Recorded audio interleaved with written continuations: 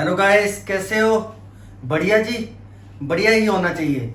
Guys, statistics के video बना रहा हूँ जो उसमें बहुत अच्छा रिस्पांस मिल रहा है। स्टूडेंट्स इवन कश्मीर वाली साइड से मेरे को बहुत अच्छा रिस्पांस मिल रहा है। मतलब कि अच्छे अच्छे कमेंट्स डाल के भेजते हैं कि वो अंडरस्टैंड कर रहे हैं इन चीज़ों को। तो उन चीज़ों को ध्यान में रखते हुए फिर मैं चाहता था कि उनके स्टैटिस्टिक्स को पूरे एंड पोजीशन तक लेके जाया जाए। तो फिर मैंने अदर बुक्स को भी ओपन किया। तो अदर बुक्स में पहले मैं 9th क्लास की एक्सरसाइज 14.1 वो भी स्टैटिस्टिक्स के साथ मिलती जुलती है, तो मैंने उस पर भी वीडियो बनाना चाहा। तो गाइस, मैं वो वीडियो शुरू करने जा रहा हूँ। तो पहला क्वेश्चन लेते हैं, give 5 examples of data that you collect from day to day life. पहले तो हमें पता होना चाहिए कि डेटा होता क्या है।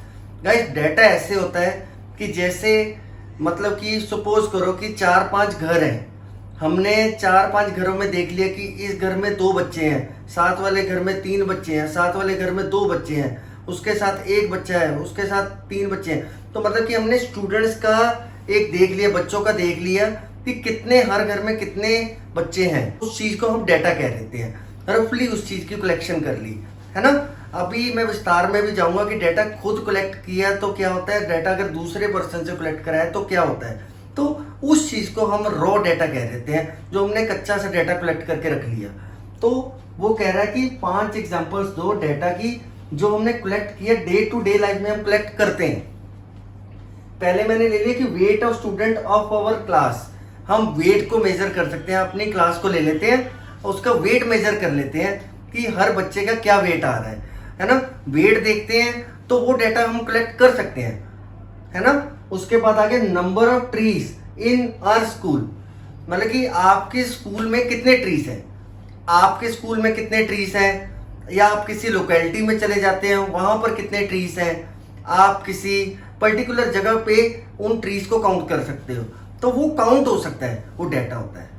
उसके बाद cricket score board, cricket score board में भी हम देखते हैं कि मैचेस आते रहते हैं जैसे कि, तो वो स्कोर बोर्ड भी हम डे टू डे भी नोटिस कर सकते हैं। वो जरूरी नहीं कि किस नेशन के आ रहे हैं, लेकिन वो डेटा होता ही है ना, वो डेटा हम कलेक्ट कर लेते हैं, वो भी डे टू डे लाइफ का हिस्सा बन जाता है।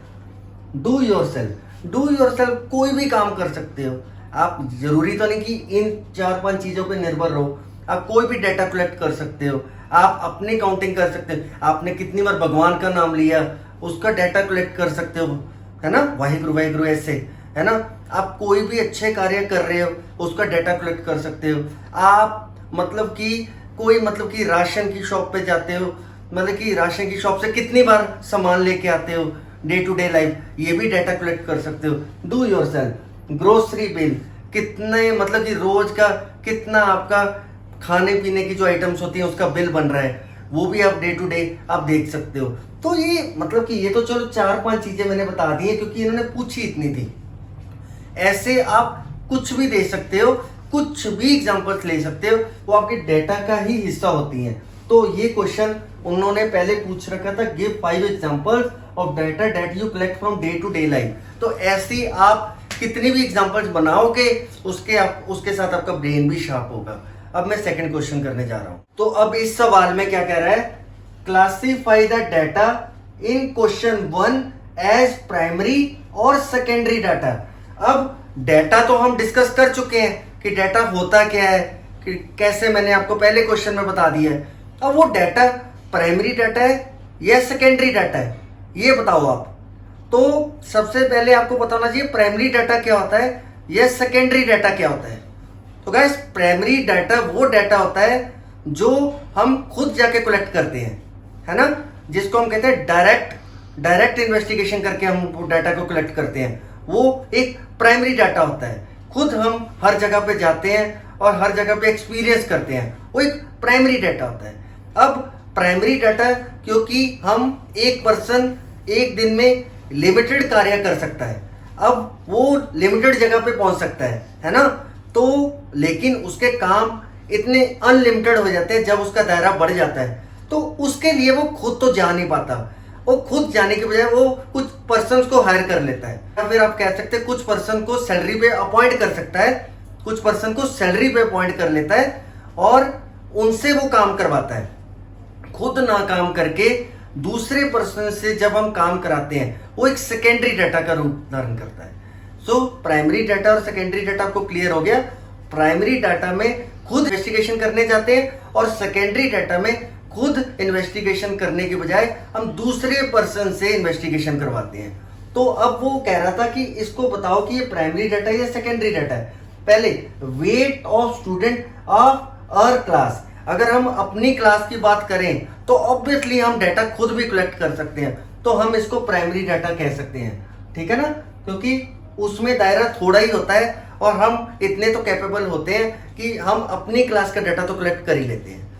तो उसके बाद आगे number of trees in your school. अब स्कूल में इतने, स्कूल छोटा तो होता नहीं ऑब्वियसली, ट्रीज कितने ज्यादा हैं, है ना, तो ट्रीज को मतलब कि उसकी काउंटिंग करने के लिए अगर मैं कुछ बच्चों की ड्यूटी लगा देता हूं, तो वो कुछ बच्चों की जब ड्यूटी लाता हूं तो वो सेकेंडरी रूप का धारण कर लेता है, तो वो सेकेंडरी डाटा हो जाता है, ठीक है। Cricket score board, cricket score board में ऐसे होता है कि अब कई बार हम पूरा दिन बिजी होते हैं, क्योंकि हर पर्सन की लाइफ आजकल बहुत बिजी होती है, तो वो क्रिकेट स्कोर बोर्ड खुद तो मतलब कि उस चीज को देख नहीं पाता, तो मतलब कि वो कई बार ऐसे कह देता, हम किसी को कह देते यार तू स्कोर बोर्ड देख कर बता देना क्या स्कोर है, मतलब कि वो डाटा खुद नहीं कलेक्ट करते, हम किसी और की ड्यूटी लगा देते हैं, उसको हम कह देते हैं सेकेंडरी डाटा। तो क्रिकेट स्कोर बोर्ड से मेरे को एक चीज याद आई है कि मेरा चैनल जो है उसमें लाइव स्कोर बोर्ड डालता हूं, तो आप उसको भी देखा कीजिएगा, थैंक यू। उसके बाद आता है do your self. Your self से पता लग रहा है कि सारे काम खुद कर रहा हूं, तो ये क्लियर बोल रहा है कि प्राइमरी डाटा है, ठीक है ना, क्योंकि खुद ही सारे काम करी जा रहा हूं, ठीक है। ग्रोसरी बिल, ग्रोसरी बिल घर में मम्मी होती है, कोई होता है, वो जाते हैं, वो वहां से कलेक्ट करके लाते हैं हम, क्योंकि दिन भर दिन कहीं ना कहीं बिजी होते हैं, तो ये भी हम सेकेंडरी डाटा को ही, हम इसको भी हम सेकेंडरी डाटा कह सकते हैं। तो तीसरा क्वेश्चन करते हैं। अब हम करने जा रहे हैं एक्सरसाइज 14.2 क्लास 9th की। The blood group of 30 students of class 8 are recorded as follow. मैंने नीचे करके ग्रुप बना दिया है ताकि जो कैलकुलेशन करनी इजी रहेगी। Represent the data in the form of frequency distribution table, which is the most common and which is the rarest blood group among these students. So देखिए अब इसका सोल्यूशन कैसे करना है। फ्रीक्वेंसी डिस्ट्रीब्यूशन टेबल, टॉप पे heading लिख सकते हो आप। उसके बाद क्योंकि ये सब ब्लड ग्रुप्स हैं, ए बी ओ ए बी, ये इन चारों वैरायटीज को मैंने यहां पर नोट डाउन कर लिया। उसके बाद tally marks, then number of student. Tally marks कैसे करना है देखिए, टैली मार्क्स जब हम करते जाएंगे ना, उसको कट करते रहेंगे, उसके साथ ना एरर के चांसेस खत्म हो जाते हैं। जैसे कि A stick, B stick, O O, A B O, A O, B ए,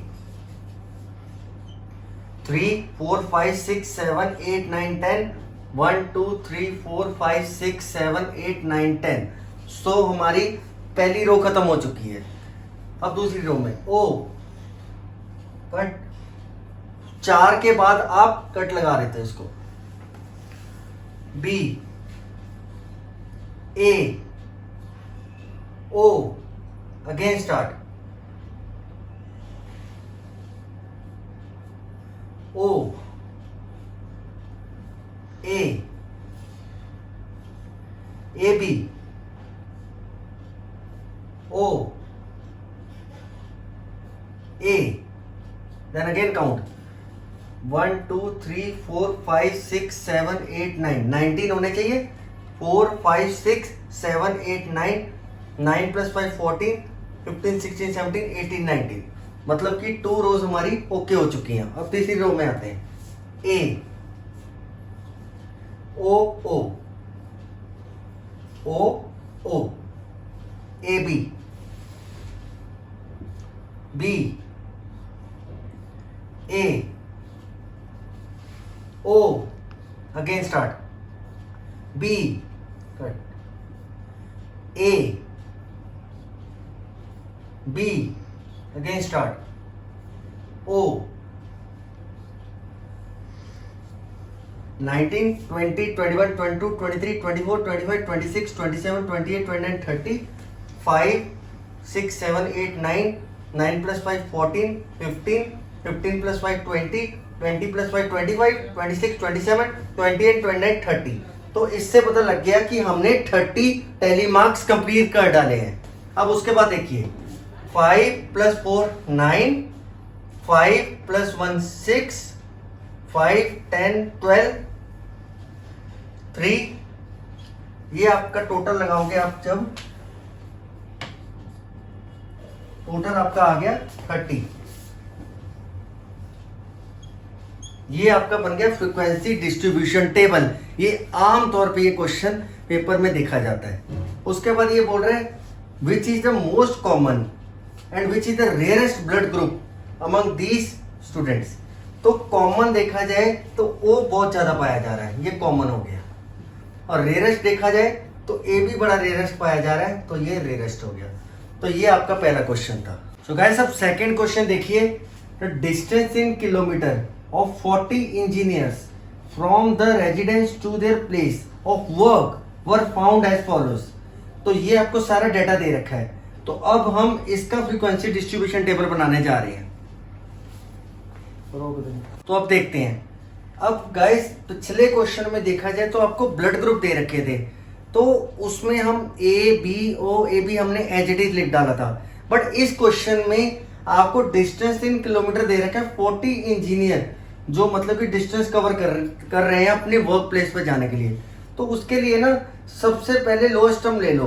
तो सबसे छोटी टर्म इनमें से पाई जा रही है, छोटी टर्म 2 पाई जा रही है, और सबसे बड़ी टर्म इसमें 32 पाई जा रही है।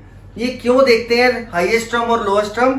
क्योंकि इसके साथ हम एक इंटरवल तैयार करते हैं। कॉन्टिन्यू सीरीज मैंने पिछले वीडियोस में बताए हुए हैं, कॉन्टिन्यू सीरीज में हम इंटरवल बनाते थे।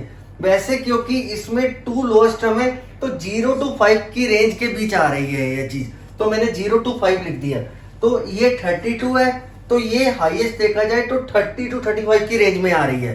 तो अब इसको करना कैसे? जिस जिस रेंज में वो चीज आएगी उसके टैली मार्क्स के अंदर हम उस स्टिक को लगाते जाएंगे। जैसे कि पहले आ रहा है 5, इसमें आप 0 to 4 तक लिख सकते हो। 5 इस इंटरवल में आएगा, ये आपकी नॉलेज में होना चाहिए। 5 यहां ना लिखिएगा, 0 to 4 यहां लिखोगे आप, 5 इसमें लिखोगे आप, ठीक है। देन 3, 10 इसमें आएगा, 20 इसमें आएगा, 25 इसमें आएगा, 11, 13, 7, 12, 31, 1 2 3 4 5 6 7 8 9 10, 1 2 3 4 5 6 7 8 9 10। फाइन। अब अगली रो में आते हैं। 19, 10, 12, 17, 18, 11, 32, 17, 16, 11, 12, 13, 14, 15, 16, 17, 18, 19। 1 2 3 plus 5 8 9 10 15 16 17 18 19। तो 2 रोज हमारी कंप्लीट हो चुकी हैं। 2 7 9 7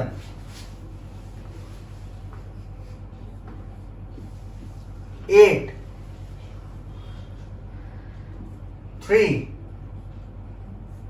5 12 15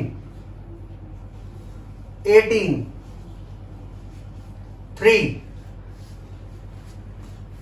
20, 21, 22, 23, 24, 25, 26, 27, 28, 29, 30, 4, 5, 9, 11, 16, 19, 24, 26, 30, यानी कि यहां तक हम बिल्कुल ठीक गए हैं।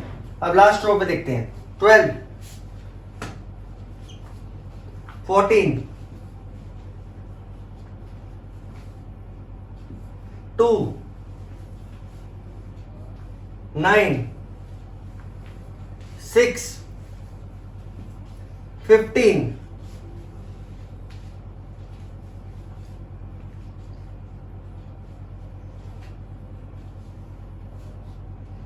15, 7, 6, 12। अब काउंट कर लेते हैं क्योंकि 40 इंजीनियर थे। 5, 5, 10, 11, 5, 10, 11, 5, 9, 1, 1, 2, 22, 27, 36 एंड 40। यहां से पता लग रहा है कि हमारा फ्रीक्वेंसी डिस्ट्रीब्यूशन टेबल बिल्कुल ठीक है। ठीक है गाइस, ये हमारा सेकंड क्वेश्चन था।